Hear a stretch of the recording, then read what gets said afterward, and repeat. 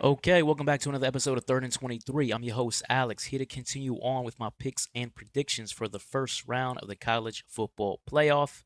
In this game, we got Clemson visiting the Texas Longhorns. Texas a 12-point favorite. If you guys have been following my videos, you know this is the one game in the first round that I said, with the line as it stands, this is the game that I will do. I will place a bet on this game. The other games, I was either buying points or I'm just passing on.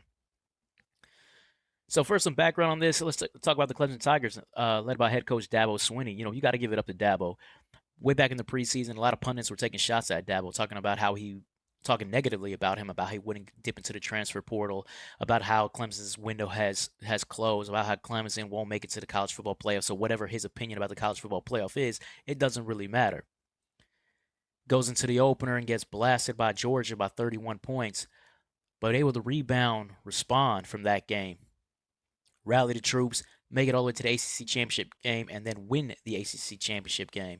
So you got to give it up to Dabo for being able to answer all his critics in that way and book his ticket to the CFP. Clemson's led by their quarterback, Cade Klubnik. He is a Heisman Trophy candidate for 2025. He's already said he's going to come back, so that's a big get for Clemson. Cade has had a great year. He's got a pretty solid group of receivers to throw to. Really, their freshman Brian Wesco's probably their best option, but it's a pretty good wide receiver group to throw to. And in that backfield with him, he has Phil Maffa, a 1,000-yard rusher at running back. When you look at Texas, talk Steve Sarkisian. Steve Sarkisian, as you guys know, had Texas at one point in the season ranked as the number one team in the country. Texas has been one of the best teams in the country from the beginning of the season to now. Way back in the preseason, this was one of my three teams that I said I would put down a future bet on to win the national title, and they've proven to be as good as advertised. They're really led by their defense. This is the best defense in the country. They can stuff the run. They can stop the pass. They're absolutely elite at both facets of the defensive side of the ball. And offensively, you know, led by quarterback Quinn Ewers. Now, I've been critical of Quinn Ewers all season. I'm still going to be critical of Quinn Ewers. That's not going to change. But he does have his moments where he does play well. I'll give him that. And he has a very deep, fast group of receivers to throw the ball to. And he's got a two-headed monster at running back to hand the ball off to, in Jaden Blue and Wisner back there in the backfield with him. So now when we look at this game, you look at Clemson, first thing that really stands out when you look at Clemson is their defense. Clemson on paper has some good young talent on the defensive side of the ball. But then their run defense ranked 73rd in the country. This has not been a good run defense this season. Their pass defense, in terms of yards per attempt, ranks 27th in the country. So it's a decent pass defense, but certainly not a no-fly zone. So when I'm looking at this overall, I'm saying, well, Clemson's defense isn't really that strong, and you saw that in the ACC championship game as SMU was getting blown out, and was able to rally all the way back and damn near won that game at the end, and that's due to this Clemson defense and the issues they have on that side of the ball. Now, when you look at Texas, on the other hand, Texas, like as I said, the best defense in the country right here. So now you're going to talk about one team that's not going to put up as much resistance as you would like if you're rooting for the Clemson Tigers, versus another team that's going to make it hard press for Cade Klubnik to be able to maneuver that Texas Longhorn defense. So if Cade Klubnik is going to have issues maneuvering through the air, well, what about on the ground?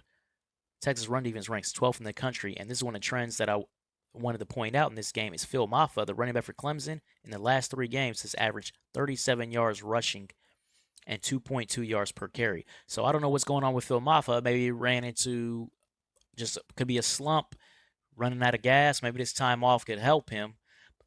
But to bounce back against the best defense in the country, top 12 run defense in the country, I don't see it. So now I don't see Maffa going anywhere in this game. So now it's all on Cade Klubnik and a decent group of receivers to be able to maneuver the number 1 ranked pass defense in the country. And so I just don't see that happening.